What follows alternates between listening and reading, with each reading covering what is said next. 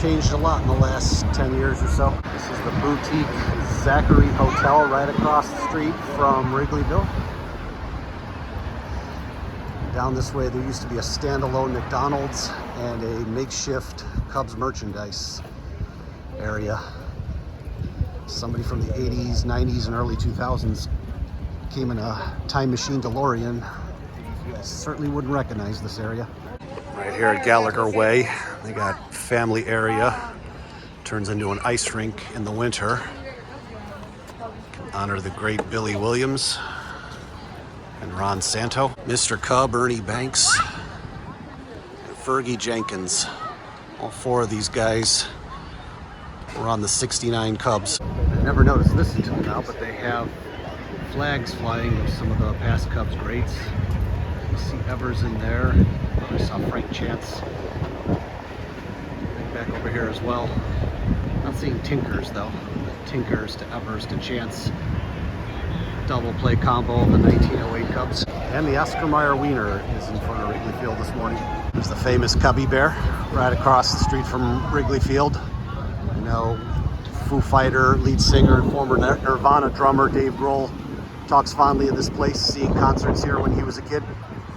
Greetings, my friends, and welcome back to Mike Allen from Chicagoland. Broadcasting today from Wrigleyville in front of the marquee sign of Wrigley Field. This was the site of the famous scene in the 1980 movie Blues Brothers, where the late great Henry Gibson made his famous line of "Mr. Blues is gonna F up." But today is not a Blues Brothers filming locations video, nope, and it's not even a Cubs game video. This is season ticket holder day, so we're gonna head inside and see some areas of Wrigley Field that people don't normally get to see. So please, come and join me.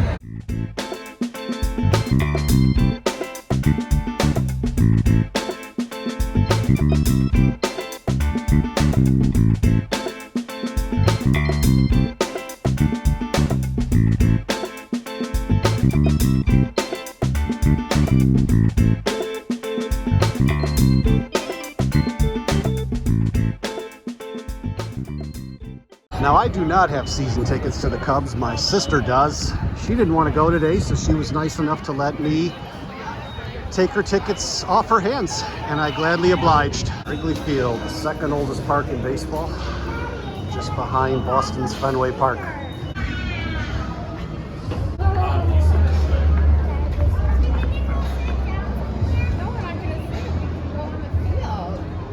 My first time at Wrigley Field was in 1989, the year they won the division. My dad took me and my sister. I was 9, my sister was 7, and we sat right down over here along the first baseline. And I remember it was the one and only time that a foul ball ever came that close to me. My dad went to go leap to try to get it and landed on my sister's hand. So he remedied that by buying her a Diet Coke or Diet Pepsi, and she placed her hand on the cold drink to help the swelling.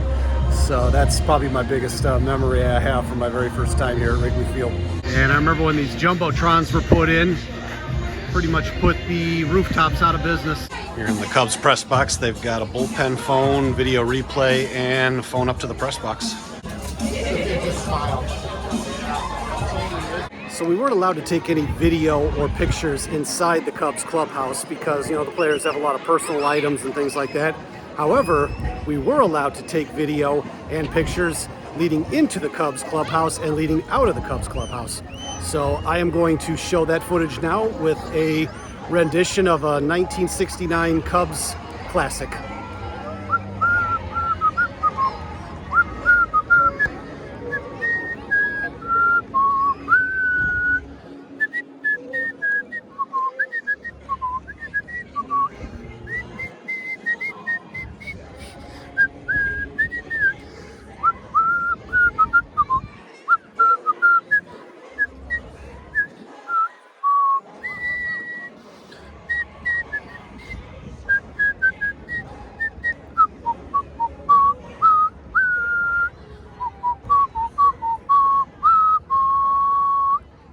Also below the depths of Wrigley Field, we've got a line of people waiting to get their picture taken with the World Series trophy.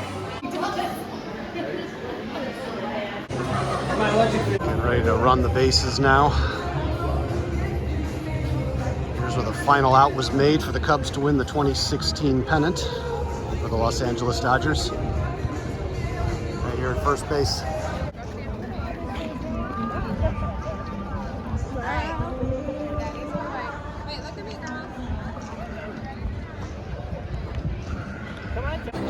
Second to third now.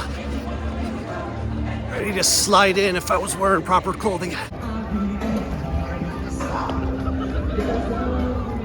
And we exit the field.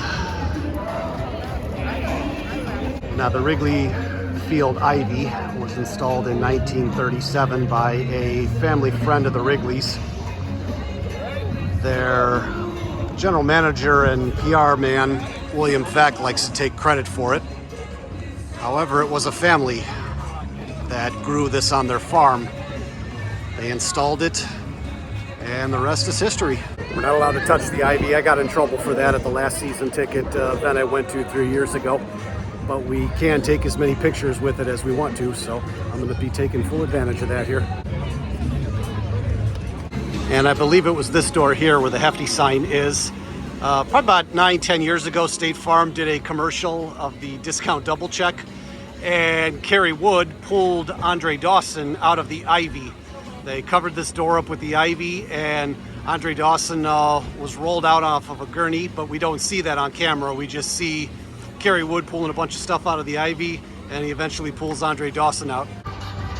Over in left field now, and I know the Bartman seat is around here somewhere. Just not 100% sure which one it is. And for the longest time, the bullpen where the relief pitchers warmed up was right here, right along the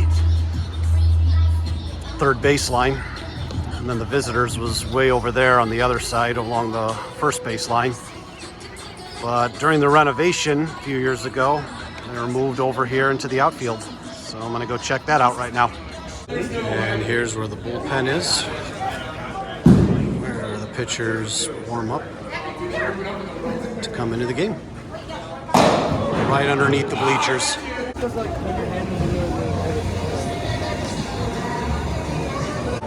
Ricketts family really did a great job renovating this stadium and modernizing it, making it look nice. It took several off seasons to make that happen, but they really have done a nice job with this place. Gotta commend them. Not only bringing a World Series here, but really just making this a nice, modern stadium while keeping its 1914 charm, which was when Wrigley Field was originally built.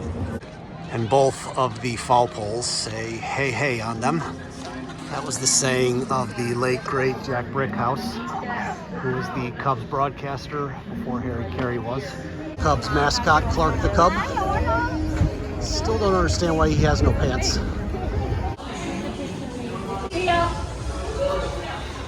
Going up.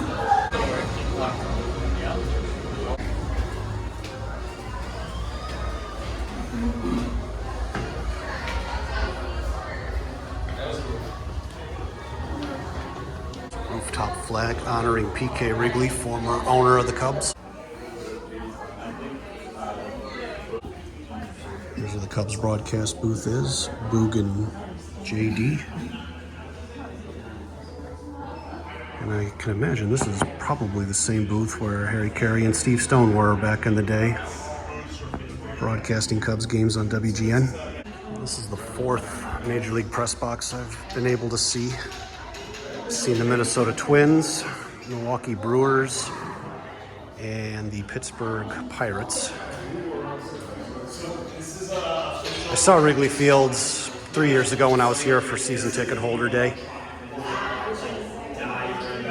It's always nice to come up here and get this vantage point. So growing up, I always wanted to be the guy sitting up here, covering the Cubs for the Tribune, Sun-Times, or the Daily Herald. Never materialized, things just, happen for a reason. And I'm glad I get to come in here as a fan, but there are times I do wonder what it would have been like to travel with the team and watch from this vantage point.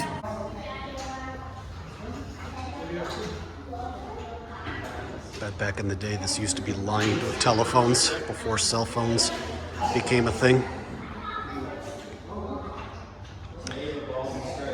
And it looks like the show in pregame. Cubs are on the road today. This is cool here. They got the words to the song I was whistling earlier. Hey, hey, holy mackerel, no doubt about it. And then they got some history of Chicago Cubs broadcasting. WGN in 1925 for the first time. Received payment in 1937 to broadcast on the radio. First Cubs game on TV in 1946.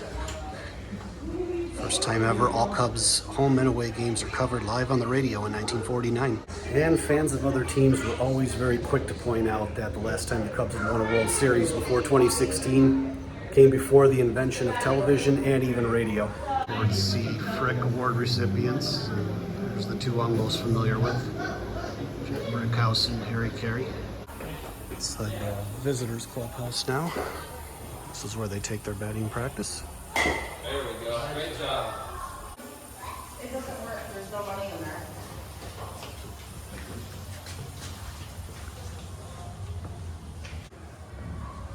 It's kind of funny that they make the visitor team climb up and down this very long staircase to get to their locker room. How's it going? 49 stairs. What's that? 49 stairs. 49 stairs, huh? I was just saying how it's nice that they make the visitors do this and not the Cubs. This is the visitors clubhouse.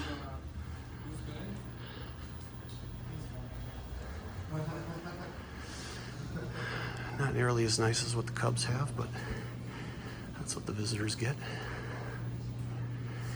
Guy was telling me this is the only above ground visitors clubhouse in Major League Baseball. Right over by the 200 level. Back down the steps we go, back towards the field.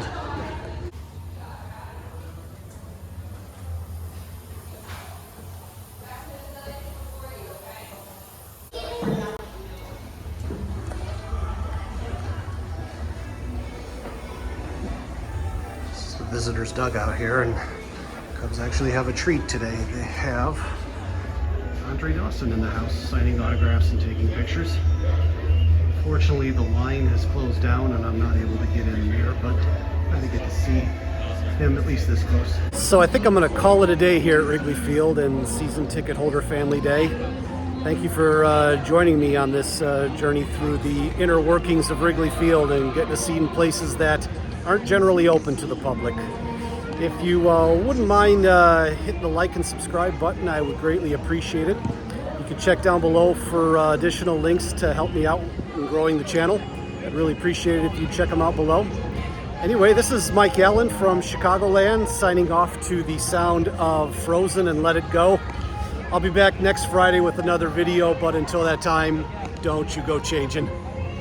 And one last bit of bonus footage. The Harry Carey statue right in front of Murphy's bleachers and behind the Wrigley Field bleachers.